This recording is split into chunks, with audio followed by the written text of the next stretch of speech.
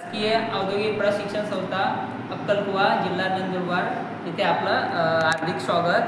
तर आपला आजचा विषय आहे गॅस वेल्डिंगमधील हँड टूल्स विषयी आपण माहिती घेणार आहोत। जर गॅस वेल्डिंग हँड टूल्स जर आपल्याकडे नसेल तर आपण साधी काही आपल्याला त्रास होईल गॅस वेल्डिंगसाठी। आणि गॅस वेल्डिंगमधील माहिती घेत असताना जर आपल्याला हँड टूल्स नसेल तर आपण कदाचित थोडंफार त्रास होऊ शकतो।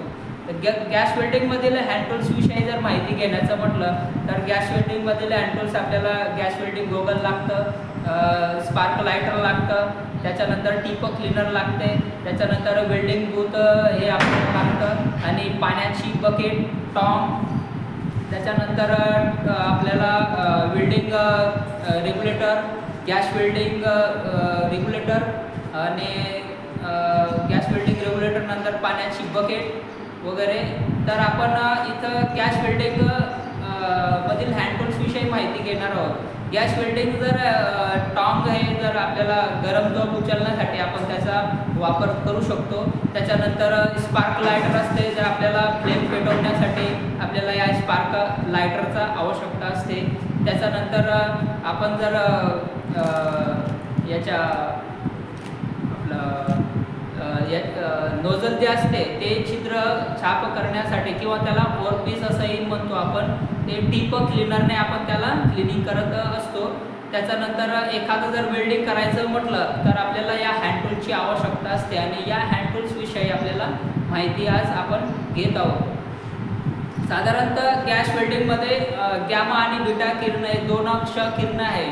या किरणांमुळे आपल्याला गॅस वेल्डिंग लागू शकते। कारण साधारणतः जर आपण तास, 2 तास, 3 तास या वेळेत जर वेल्डिंग केलं विदाऊट डोळ्यांनी तर आपल्याला वेल्डिंग ही लागू शकते। आपले डोळे लाल होऊ शकतं आणि याच्यानंतर जर आपण जर अजून बी लक्ष दिलं नाही तर आपल्याला साधारणतः त्रास होऊ शकतो। परंतु याच्यामध्ये घातक असं काही नाही। जे गॅमा आणि बीटा किरण आहेत याच्याने आपल्याला जे दोन अक्ष किरण आहे याच्यामुळे आपले डोळे हे लाल होत असतात।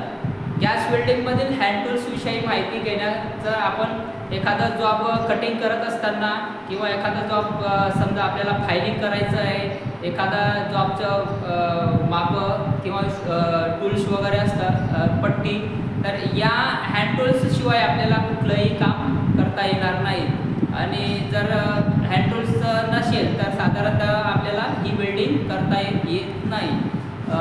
हँड टूल्स गॅस वेल्डिंगमध्ये दोन गॅसेस असतात, एक ॲसिटिलीन सिलेंडर आणि दुसरं ऑक्सिजन सिलेंडर हे आपल्याला घ्यावे लागतात। त्याच्यानंतर गॅस वेल्डिंग करत असताना जर आपण ॲसिटिलीन आणि ऑक्सिजन सिलेंडर शिवाय आपण ही वेल्डिंग करू शकत नाही। साधारणतः आपल्याला ॲसिटिलीन सिलेंडरमध्ये 250 ते 300 पर चौरस या दाबाने ॲसिटिलीनमध्ये गॅस भरला जातो। त्याच्यानंतर ऑक्सिजन सिलेंडरमध्ये 1800 ते 2000 पर चौरस या दाबाने ॲसिटिलीन सिलेंडर हे भरलं जातं।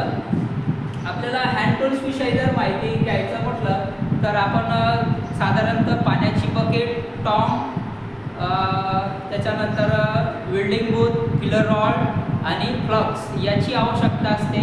त्याच्यानंतर आपल्याला कॅपसुद्धा असायला पाहिजे, ॲप्रॉन, हँड ग्लोव्ज, त्याच्यानंतर हँड स्लीव आणि पायात लेग स्लीवसुद्धा असायला पाहिजे। वेल्डिंग करत असताना ह्या हँड टूल्सची आपण साधारणतः याच्यावर माहिती घेऊ आपण। तर हँड टूल्स विषयी आपण घेऊ इथं।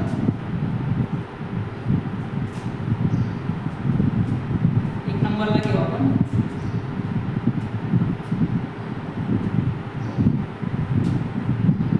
पाण्याची बगर,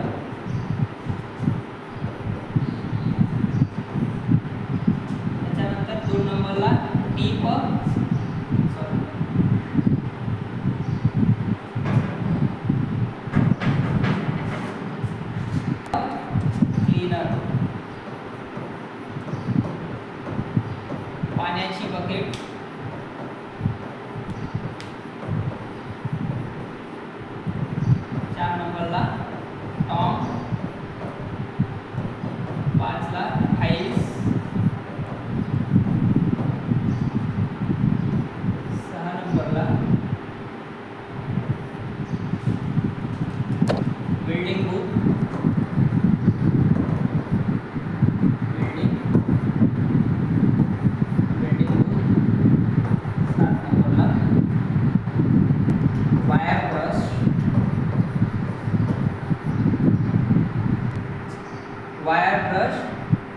इत्यादी.